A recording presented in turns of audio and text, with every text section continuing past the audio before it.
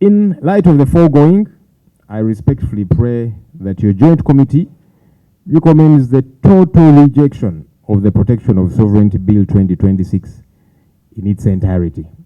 I beg to submit.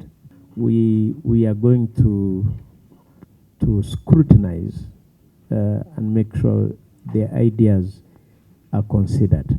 Any question to LOP and the team? From your submission, and in conclusion, you invite this committee to reject the law in entirety. And one of the highlights you make is the definition of a foreigner, which the move of the bill also seemed to suggest that it's upon this committee to review where we find it inappropriate. So in line with that, in case an option for total rejection of the bill is not one of the options available to the committee, and because we need to come up with a good law, I invite you to look at clause 2 on the application of the bill, where it applies to any person who acts as an agent of a foreigner, and then sub-clause 2, for the avoidance of doubt, this act applies to an agent of a foreigner who engages in any of the following activities through any means. This seems to suggest that it's not a blanket application. And the activities are there listed.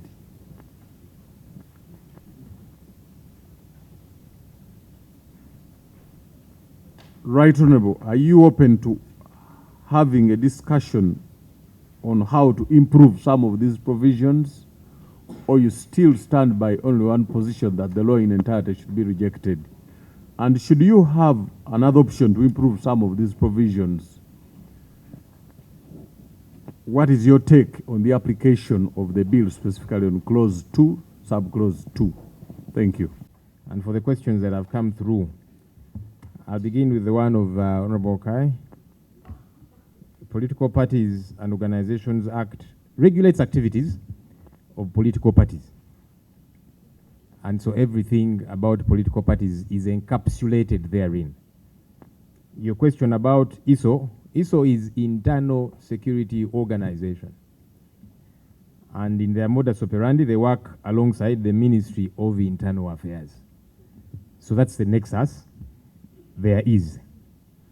Honorable Taylor mentioned that the movers of the bill, Internal Affairs and the Attorney General, seem to concede on a number of provisions.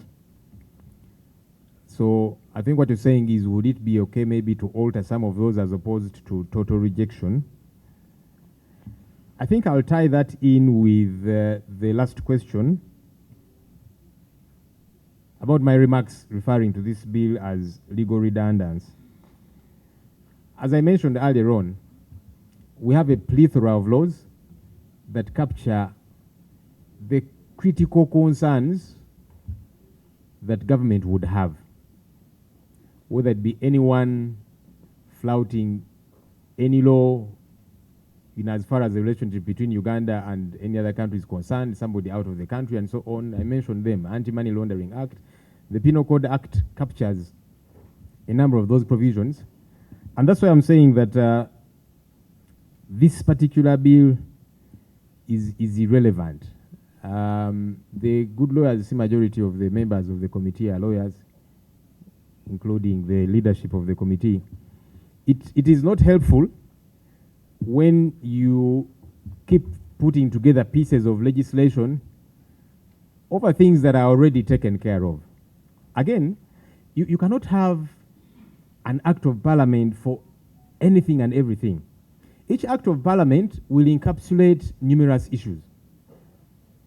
But the assertion that for anything and everything we must have an act of parliament, that means parliament would be sitting every single day to pass like 50 bills every day, which is not helpful.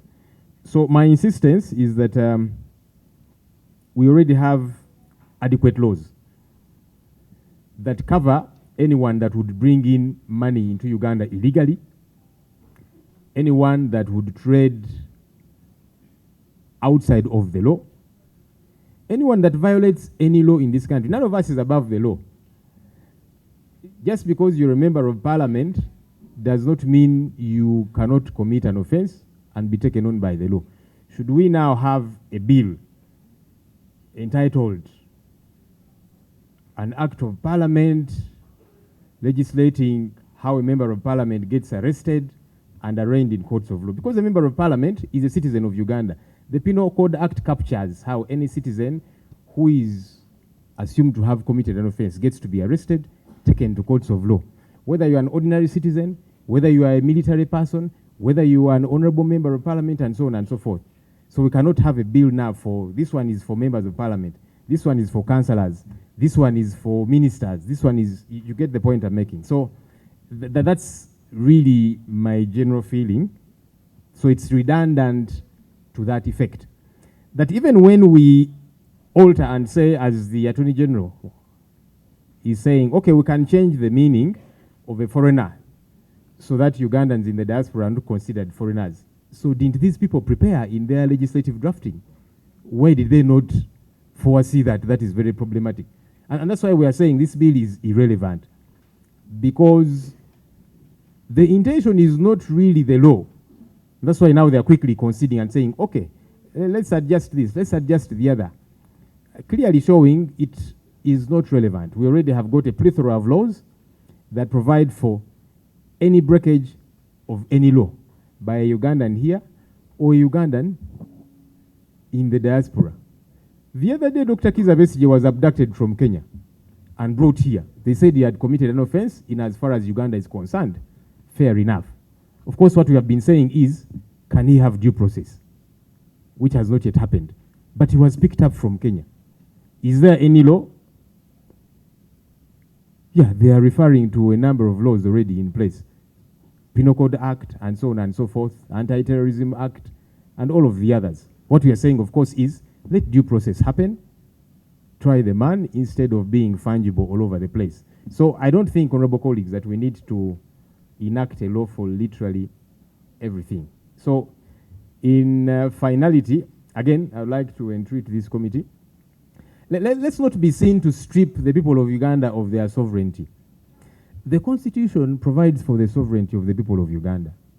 That sovereignty is not given by the executive. It is not given by this parliament where we sit, honorable colleagues. No. It is inherent and captured resultantly in our country's constitution. So that sovereignty is in place already.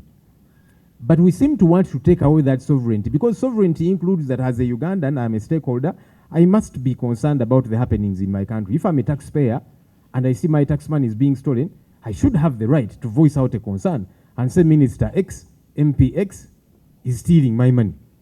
That should be my right as a citizen. But we seem to want to strip that away from them. Don't criticize. But why? They are stakeholders too. Why doesn't government want to be criticized? There should be no problem with that. But also saying that as a citizen, you are not supposed to critique government policy. Why? Because you see, we seem to now want to put it on paper that this government is authoritarian. That's what it appears to be, Honorable Chair. Because we are saying when government comes up with a policy, all of us must just oblige and follow. No citizen is supposed to critique it. But surely, what happened to participatory leadership? The people of Nyabushozi should have a say in whichever government policy you come up with, because they are stakeholders, they are taxpayers. You are their voice, and that goes, of course, for the people of Nakar, West, and whichever. We are their voice, but they should be able to participate. So when we sit in parliament and come up with a law or a policy, they have the right to go on a radio station or to call into any program and say, I disagree with this government policy. But what this law is saying, when you criticize government policy, we are going to arrest you. Which particular clause, LOP? Honorable Chair, I have made my presentation, except if you want me to go back to it. No. I'm making my summary. That criminalizes... that if you are pushing through a policy, courtesy of a foreigner, against government policy, that's what you seem to be saying. So if a Ugandan says, I disagree with this particular policy, then you say, no, you seem to be influenced by foreigners to oppose this government policy. Let's give the people of Uganda a free rein to critique, to share their views, to give their input. Thank you. It's good for leadership. I thank you.